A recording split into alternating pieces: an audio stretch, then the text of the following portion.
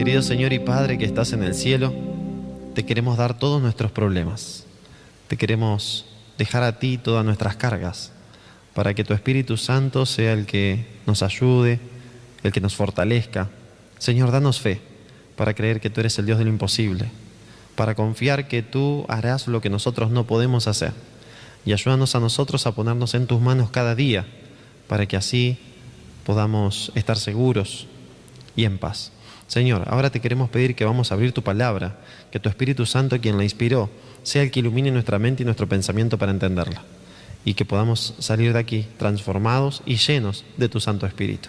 En el nombre de Jesús, amén. Vamos a abrir la Biblia en Juan capítulo 4. Venimos sacando algunas lecciones del libro de Juan. Ya hoy hemos llegado al capítulo 4 y vamos a ver qué es lo que nos dice allí la Biblia. Hay dos relatos en Juan capítulo 4. En el capítulo 2 se cuenta el primer milagro de Jesús que aparece en el libro de Juan, y en el capítulo 4 se cuenta el segundo milagro de Jesús que aparece en el libro de Juan. Son 7 en total los milagros que aparecen en el Evangelio según San Juan. Ustedes saben que en los otros evangelios, Mateo, Marcos y Lucas, aparecen muchos milagros, pero en Juan solamente aparecen 7. El segundo aparece aquí en este capítulo, en el capítulo 4. Pero antes del milagro de Jesús aparece otra historia muy interesante. Vamos a leer juntos. Capítulo 4, versículo del 1 en adelante. Cuando pues el Señor entendió que los fariseos habían oído decir: Jesús hace y bautiza más discípulos que Juan, aunque Jesús no bautizaba, sino sus discípulos, salió de Judea y se fue otra vez a Galilea. Y le era necesario pasar por Samaria. El capítulo 4, versículo 4 es muy importante. ¿Qué dice ahí? Y le era necesario. Necesario.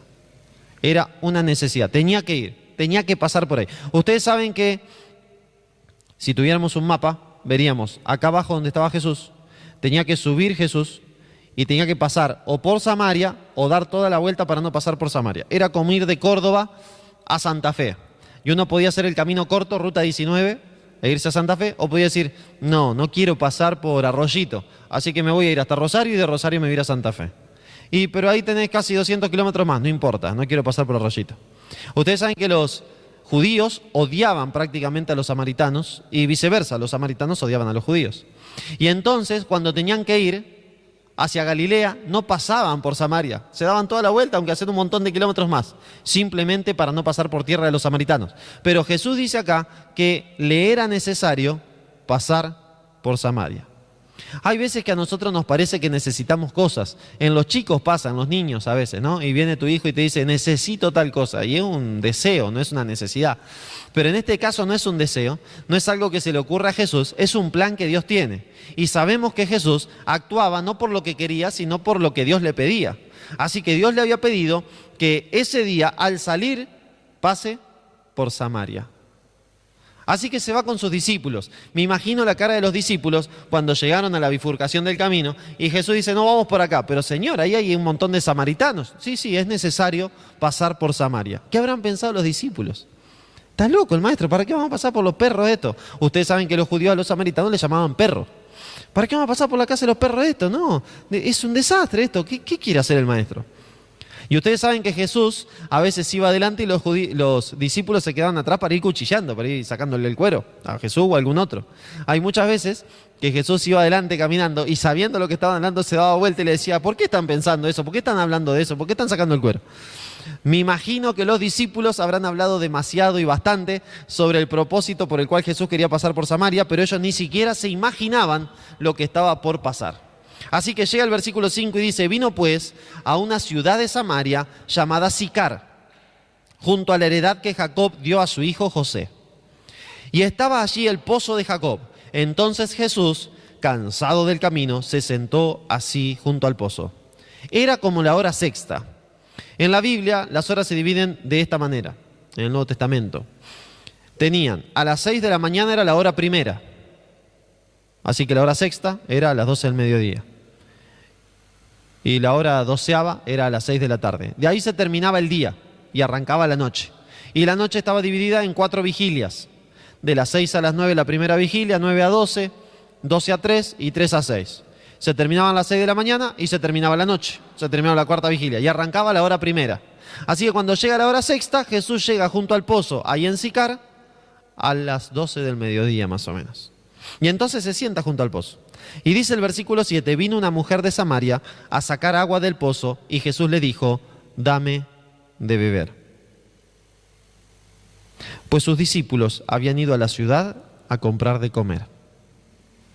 La mujer samaritana le dijo, ¿cómo tú siendo judío me pides a mí de beber, que soy mujer samaritana? Porque los judíos y los samaritanos no se tratan entre sí. Jesús se sienta junto al pozo, viene esta mujer. ¿A qué hora está viniendo la mujer a buscar agua? Al mediodía. No era normal en esa época buscar algo al mediodía. Las mujeres salían a buscar agua temprano porque había que caminar bastante, había que salir de la ciudad. Y el sol al mediodía pega bastante, así que no era muy sano y muy saludable ir al mediodía. En el pozo no había nadie, porque si no Jesús se habría puesto a charlar con otra persona. No había absolutamente nadie. Estaba solo, pero viene la mujer, sola, a ese horario que no hay nadie. Es interesante, es capcioso. Así que cuando llega al pozo, Jesús la ve y le dice, mujer, dame de beber. Ella se sorprende y le dice, ¿cómo tú siendo judío me hablas a mí que yo soy samaritana? Aparte de que soy mujer, soy samaritana. ¿Cómo que esto que me hablas y me pedís agua? Es interesante, nosotros ya no estamos acostumbrados, y acá menos, pero hemos viajado varias veces a un lugar de Chaco que se llama Hermoso Campo. Y ahí en Hermoso Campo no hay agua potable, aún. Y entonces tienen muchos pozos y cisternas. Y entonces ahí todavía juntan agua con el balde todavía, muchas veces. Y muchas veces traté de sacar agua con balde y muchas veces no pude. Resulta que para sacar agua con balde tenés que tener como una tiradita especial, ¿no? No es tirar el balde, digamos, y que se llena. No, yo tiraba el balde y caía parado y flotaba el balde. ¿Y el agua? Y lo tiraba más fuerte, y lo tiraba con bronca y no había forma. Y entonces le vengo a la hermana y le digo, hermana, me doy por vencido, no pude sacar agua. Y sale la hermana, teníamos que sacar agua para lavar los platos. Y hace la hermana, acá está, tome. ¿Pero qué hizo? Usted como que algo raro tiene, hermana, en la muñeca. A ver, muéstreme de nuevo. Tiré el balde, tome, muéstreme de nuevo. ¡Plac! Lleno el balde. ¡Plac! Como 4 veces. La hermana ya me miró y me dice, bueno, pará un poquito, basta, me duelen los brazos. Le digo, muéstreme cómo es. Es toda una técnica y está buenísimo. No sé si a alguno le tocó sacar agua de pozo, pero está bueno. Esta mujer traía su balde, su recipiente para sacar agua del pozo y se encuentra con Jesús. Nos vamos a dar cuenta en un momento que esta mujer era un tanto especial y por eso venía a las 12 del mediodía a sacar agua cuando no había nadie. Lo otro interesante es que Dios es un estratega. Satanás también, pero Dios es mejor. Y en el planeta Tierra a veces es como si hubiera un tablero de ajedrez. Y Dios es el mejor ajedrecista. Pero el problema de Dios es que para que nosotros nos movamos como piezas de ajedrez, Él tiene que contar con nuestra voluntad. Si Él no tendría que contar con nuestra voluntad, ya habría venido a buscarnos. Porque ya el Evangelio habría sido predicado hace rato. Pero todavía no pudo terminar la partida que Él está jugando, por así decirlo, porque nosotros somos un clavo. Y muchas veces no vamos para donde Él nos pide. Jesús siempre se movía por la voluntad del Padre. Nunca hizo lo que le gustó ni lo que quiso. Siempre hizo lo que quería su Padre. Y como amaba tanto al Padre, lo que quería el Padre era siempre lo que Él quería. Así que cuando le dice, tenés que pasar por Samaria, Él dice, voy a pasar por Samaria. ¿Y para qué? Y mirá, estuve tocando todo, dice Dios, y dentro de los derechos que tengo, haciendo todo lo posible, para que ese mediodía te puedas encontrar con una mujer con la cual te tenés que encontrar ahí en el pozo. Bueno, ¿y qué hago cuando me encuentro con la mujer? Charlarla, decirle, y pedirle agua. Bueno, ahí vamos. Y salió Jesús a cumplir la voluntad de su Padre. Se encuentra con la mujer y la mujer le responde esto. ¿Cómo vos siendo judío me pedís agua a mí? Dice entonces el versículo 10, respondió Jesús y le dijo, si tú conocieras el regalo de Dios y quién es el que te dice, dame de beber, tú le pedirías y él te daría agua viva. La mujer le dijo, Señor, no tienes con qué sacarla y el pozo es hondo. ¿De dónde pues tienes agua viva? ¿Acaso eres tú mayor que nuestro padre Jacob, que nos dio este pozo, del cual bebieron él, sus hijos y sus ganados? Respondió Jesús y le dijo, cualquiera que bebiere de esta agua volverá a tener sed. Mas el que bebiere del agua que yo le daré no tendrá sed jamás, sino que el agua que yo le daré será en él una fuente de agua que salte para vida eterna. La mujer le dijo, Señor, dame de esa agua para que no tenga yo sed, ni venga aquí a sacarla. No puede decir, ¿y por qué la mujer no quería ir a sacar agua al pozo? Y bueno, porque era todo un trabajo, salir de la ciudad, cargar el agua, cargar el balde con el agua hasta la casa, pero iba más allá de eso. O sea, es cansador, pero esta mujer tenía un problema mayor que el cansarse sacando agua. Sigue diciendo la Biblia. Jesús le dijo, ve, llama a tu marido y ven acá. Me gusta Jesús porque Jesús va a donde tiene que ir. La mujer no entiende nada. La mujer no sabe con quién está hablando, no sabe que es Dios hecho carne. La mujer no entiende lo que está pasando, pero Jesús entiende bien. Y entonces Jesús le va al punto y le dice, anda, llámame a tu marido, por favor, y yo les voy a dar agua. Y entonces dice ella, versículo 18, no tengo marido. Y entonces Jesús le dice, bien has dicho, no tengo marido, porque 5 maridos ya tuviste, y el que ahora tenés no es tu marido, está juntada. Esto has dicho con verdad. Imagínense la mente de la persona esa, de la samaritana. Ni el nombre nos dice la samaritana. Le dijo todo Jesús. Anda, llámame a tu marido. No tengo marido. Estoy soltera, le quiso decir, ¿no? Bueno, muy bien, está bien que dijiste no tengo marido. Está bien, porque 5 ya tuviste. Y con el que ahora está no es tu marido, porque no te casaste. Entonces, está bien, por lo menos fuiste sincera, me dijiste que no tenía. No tuvo completa la respuesta, pero está bien.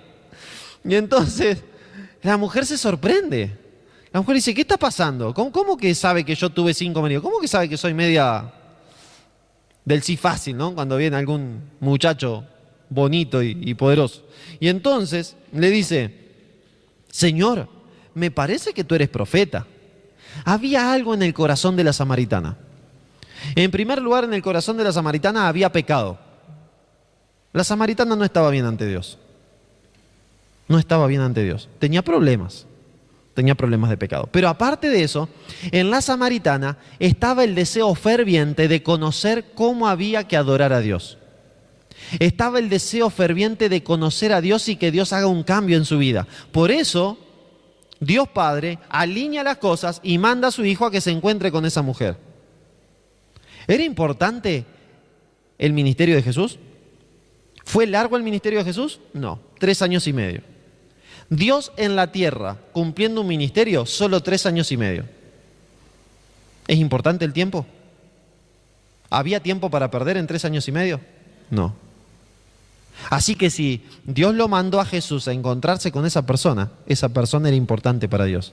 ¿Y quiénes son los importantes para Dios? ¿Los poderosos? No. ¿Los pobres? No. No tiene nada que ver con lo que seas en razón social o en razón económica. Lo que tiene que ver es tu corazón. Los importantes para Dios son aquellos que lo buscan con todo el corazón. Aunque la samaritana estaba envuelta en pecado, estaba buscando a Dios con todo su corazón. Y entonces, como Jeremías dice, me buscaréis y me hallaréis cuando me buscaréis de todo vuestro corazón, la samaritana estaba buscando de su corazón a Dios para que le resuelva la vida, para que le cambie la vida, y entonces Dios viene y se presenta ante ella en forma humana. La samaritana no entiende nada, pero Dios está hablando con ella, Jesús, que es Dios, el verbo hecho carne. Y entonces ahora le pregunta algo la samaritana a él.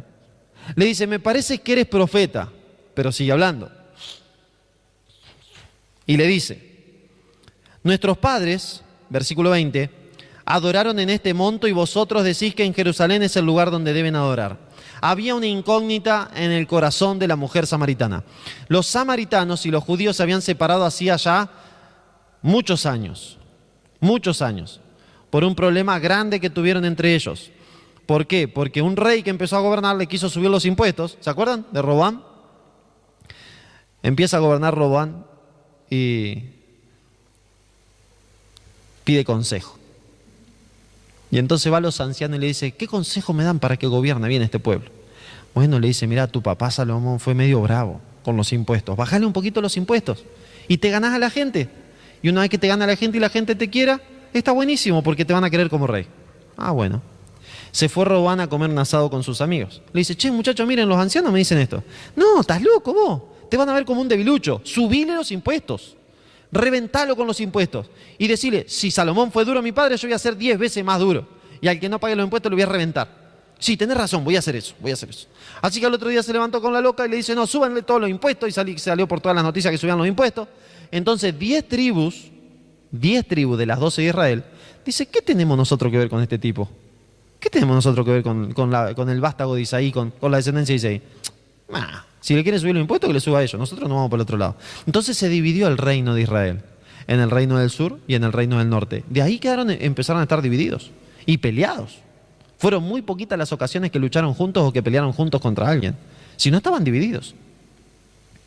Así que ahora llega y en el corazón de la samaritana dice, ¿tenemos que adorar en Jerusalén o tenemos que adorar acá?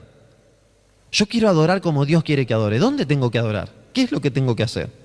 Entonces Jesús le dice, mujer, créeme que la hora viene cuando ni en este monte ni en Jerusalén adoraréis al Padre.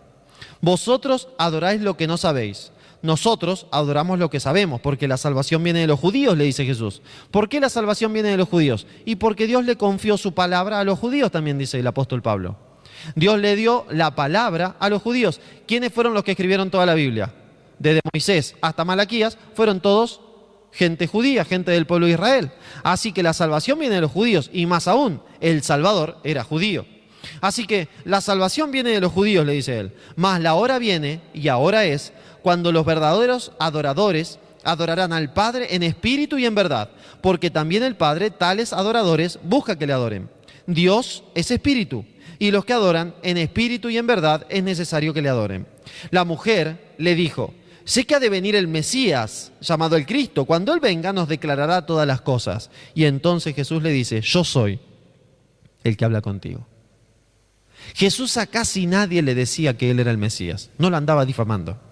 Es más, cuando le dice, la gente andaba comentando y entonces él se reúne con su discípulo y le dice a los discípulos, ¿quién dice la gente que yo soy? Bueno, alguno Elías, otro algún profeta, otro que resucitó a Moisés. Andan diciendo por ahí cosas. ¿Y ustedes quién dicen que soy? Entonces Pedro le dice, tú eres el Cristo, el Hijo del Dios viviente. Bienaventurado Pedro, le dice Jesús, porque a esto no te lo reveló ni carne ni sangre, sino mi Padre que está en los cielos. Pero no se lo digan a nadie. No lo anden comentando por ahí. Pero ahora nos encontramos con Jesús frente a la samaritana. No era ningún personaje ilustre, no era nadie especial. Y a esa samaritana que no vale ni 2 pesos, ustedes saben que la samaritana quería ir a las 12 del mediodía al pozo porque no había nadie, porque todas las mujeres hablaban mal de la samaritana. Había tenido 5 maridos. Y Sicar no era una ciudad muy grande.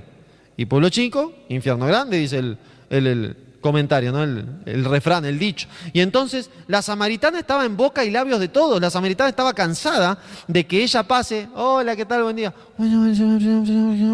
No, pasaba la samaritana y era el comentario. Mirá esta, sí, ¿te acordás que el año pasado andaba con fulano y ahora está con sultano? Sí, y se casó con aquel, pero ahora está casada con este. No, ahora peor, con el Tani está casada. Ah, no se casó. Sí que era el comentario de todo. Ella iba al mediodía para no encontrarse con nadie. No quería cruzarse con nadie. Me imagino a la samaritana caminar por la calle siempre con la cabeza baja. Porque sabía que estaba mal ante Dios y sabía que todos le sacaban el cuero. Pero Jesús viene y le dice a esa mujer que para la sociedad de su momento no valía ni 2 pesos.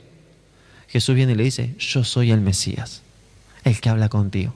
En el tanto que estaban hablando Jesús y la samaritana se sorprende, se va y vienen los discípulos. Los discípulos se asombran. Versículo 27. En esto vinieron sus discípulos y se maravillaron de que hablaba con una mujer. Sin embargo, ninguno de ellos le dijo, ¿qué preguntas o qué hablas con ella? Entonces la mujer dejó su cántaro y se fue a la ciudad y le dijo a los hombres. Ahora la mujer no está escondiéndose, ahora la mujer no está pasando con la cabeza agacha, ahora está buscando a la gente del pueblo. ¿Por qué dice a los hombres? Porque en toda ciudad, en aquella época, delante de la puerta había hombres que juzgaban. Era como el jurado del pueblo. Entonces va y le dice a los hombres del pueblo lo siguiente: venid y ved a un hombre que me ha dicho todo cuanto he hecho. ¿No será este el Cristo? Entonces salieron de la ciudad y vinieron a él. Entre tanto los discípulos le rogaban diciendo: Rabí, come. Él les dijo: yo tengo una comida que comer que vosotros no sabéis. Entonces los discípulos decían unos a otros: ¿le habrá traído alguien de comer? Jesús les dijo: mi comida es que haga la voluntad del que me envió y que acabe su obra. ¿No decís vosotros aún que faltan 4 meses para que llegue la siega? La siega es la cosecha. He aquí os digo, alzad vuestros ojos y mirad los campos, porque ya están blancos para la siega. Los discípulos alzan los ojos desde el monte, desde el pozo de Jacob, ven los campos y ven que todavía no está para cegar, así que no entienden nada. Dice, ¿cómo me dice que está para cegar si no está para cegar? Si realmente faltan 4 meses, ¿qué está queriendo decir Jesús? Me dice, ¿ustedes no dicen que faltan 4 meses? Miren los campos, ya está maduro. Y miran los campos y dicen, pero no está maduro todavía, ¿qué le pasa? No entendemos nada. Así que sigue hablando. Y el que ciega, dice el versículo 36, recibe salario y recoge fruto para vida eterna, para que el que siembre goce juntamente con el que ciega. Porque en esto es verdadero el dicho, uno es el que siembra y otro es el que ciega. Yo os he enviado a cegar, a cosechar lo que vosotros no labrasteis. Otros labraron y vosotros habéis entrado en sus labores. Y muchos de los samaritanos de aquella ciudad creyeron en él por la palabra de la mujer que daba testimonio diciendo, me dijo todo lo que he hecho. Entonces vinieron los samaritanos a él y le rogaron que se quedase con ellos y se quedó así, ¿cuánto? 2 días. 2 días en Sicar. Y creyeron mucho más por la palabra de él.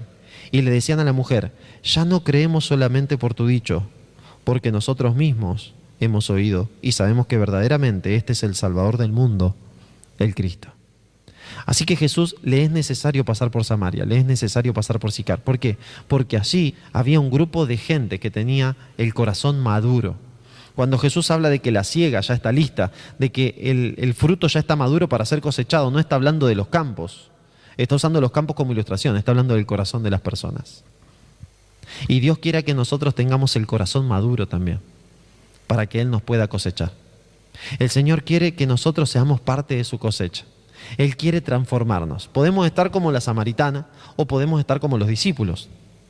La samaritana estaba sin Dios, no conocía a Dios, no tenía bien claro cómo era el asunto. Pero había un grupo que estaba con Jesús que aunque pensaban que conocían a Dios, tampoco lo conocían del todo, que eran los discípulos. Cuando vienen no entienden nada. Y Jesús le hablaba y él parecía que le hablaba en otro idioma.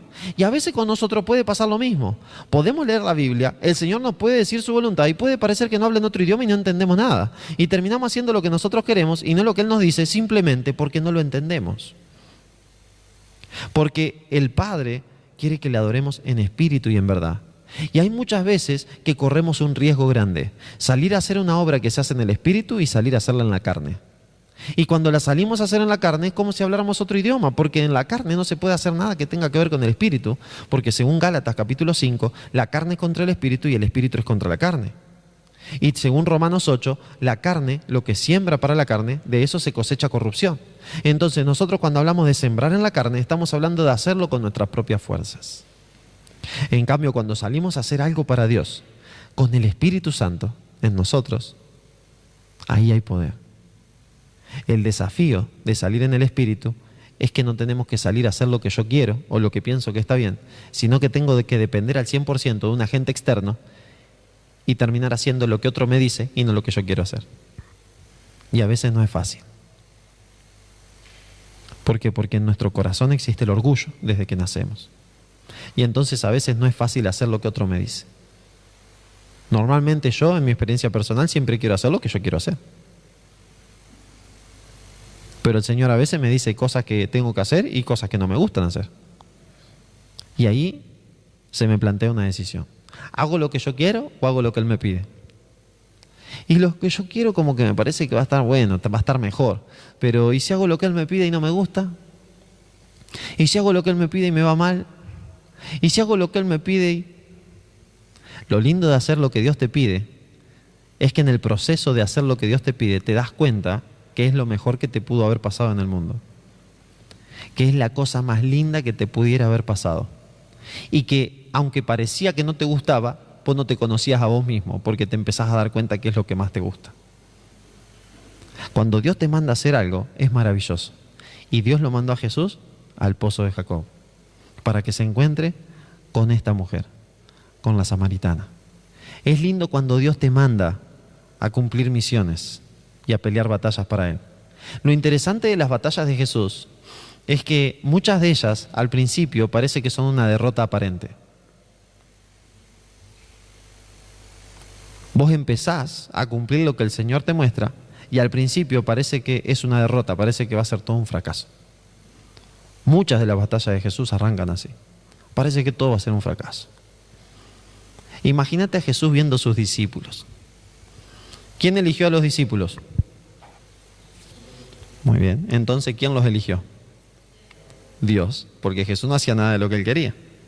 Así que el Padre le dijo, mira, son los 12. Cuando Jesús vio el plantel que tenía, se agarró la cabeza y dice, ay Señor, ¿qué querés que haga con esto? ¿Qué querés que haga? Lo tengo a Pedro, el bocón, no se calla nunca, siempre está dispuesto a pegarle un bollo a alguien. Lo tengo a Juan y a Santiago, son terrible y terriblón, quieren quemar a todo el mundo. Lo tengo a Tomás que duda siempre de todo. Lo tengo a los otros que ni hablan. Y lo tengo a Judas que es más ambicioso, ladrón, pesero, siempre anda pensando en un peso más. ¿Qué me diste, Señor? Si Jesús concentraba su misión en los discípulos, olvídate, estaba perdido. Si eran un clavo, igual que nosotros que somos un clavo. Pero Jesús no se concentró en los discípulos. Jesús hizo lo que Dios le pidió. Lo lindo de empezar a cumplir una misión para Dios o de hacer lo que Dios te pide en tu vida es que cuando las cosas no están saliendo o que salen como vos no esperabas y vos hiciste todo lo que hiciste, hiciste todo lo que te pidió, lo único que te queda es mirar para arriba y decirle, Señor, es lo que hay, pero vos me mandaste a hacer eso, yo no te pedí hacer esto. Y está buenísimo. ¿Por qué? Porque el Señor te da una paz y te dice, vos tranquilo, vos seguí. Vos seguís para adelante, no aflojes.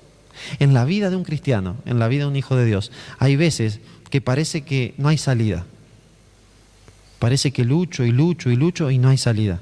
Y el Señor nos dice, seguí haciendo lo que yo te digo. Tranquilo, la salida está. Vos no la ves todavía, pero la salida está. Seguí haciendo lo que yo te digo. Hay un versículo hermoso que se encuentra en Apocalipsis que habla de la perseverancia. Aquí está la paciencia de los santos. La palabrita paciencia significa perseverancia también. Y hay otro que se encuentra en Mateo 24, el que perseverar hasta el fin. Así que nosotros no nos tenemos que cansar, como Jesús, de hacer el bien. Tenemos que seguir, seguir y seguir. Y el Señor dará su fruto. ¿Hubo fruto en Sicar? Sí, mucho fruto. ¿Para qué? Para gloria de Dios. ¿Porque los discípulos eran buenos? No. ¿Porque dependió de los discípulos? No. Dependió de Dios y del corazón sincero que tenían los de Sicar. ¿Cuántas personas se convirtieron en Sicar al principio? Una. La samaritana. Si no hubiera sido por la samaritana, Jesús no le podría haber predicado a la ciudad de Sicar. No lo iban a recibir. ¿Quién es el judío que se viene haciendo el maestro acá? Sácalo de acá, sácalo. Che, contratalo a los chicos malos de allá de la esquina. Decirle que le peguen un boleo a estos 13 que andan acá, que los rajen. ¿Qué se piensan? Pero Jesús no fue a Sicar. Jesús fue al pozo. Y entonces ahí se encontró con la samaritana. Una mujer de los que todos hablaban mal. Y entonces la samaritana fue y le predicó a Sicar. Y Sicar vino ¿a dónde? Al pozo. Nosotros tenemos que ir ¿a dónde? Al pozo. El Señor Jesús le dijo, si yo te doy agua, con ese agua no vas a tener sed jamás. El agua de la que Jesús hablaba es el Espíritu Santo. Cuando el Espíritu Santo llega a la vida de una persona, ese Espíritu Santo hace que la vida de esa persona sea una fuente de agua. Y nuestra vida empieza a destilar agua y le damos de beber a otros. Así que la samaritana se transformó en una aguatera. Fue al pozo con un cántaro, se volvió sin el cántaro, pero se volvió llena de agua de la vida. Y cuando llegó al pueblo, le empezó a dar agua a todo el que se le cruzaba. Y empezó a repartir botellitas de agua. Y cuando la gente empezó a probar ese agua, le empezó a... Che, ¿de dónde la sacaste? En el pozo está, en el pozo, ahí está.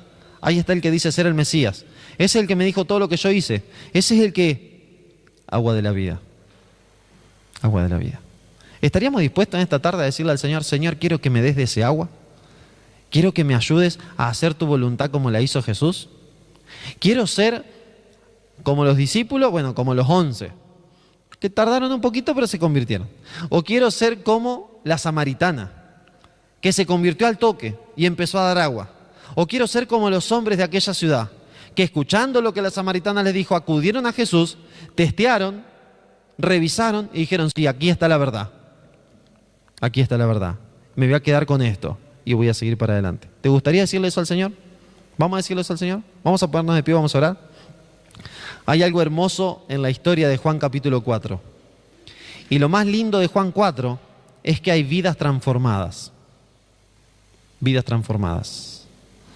La vida de la samaritana nunca volvió a ser igual después del encuentro con Jesús. La vida de los samaritanos después de esos 2 días nunca volvió a ser igual en la ciudad de Sicar.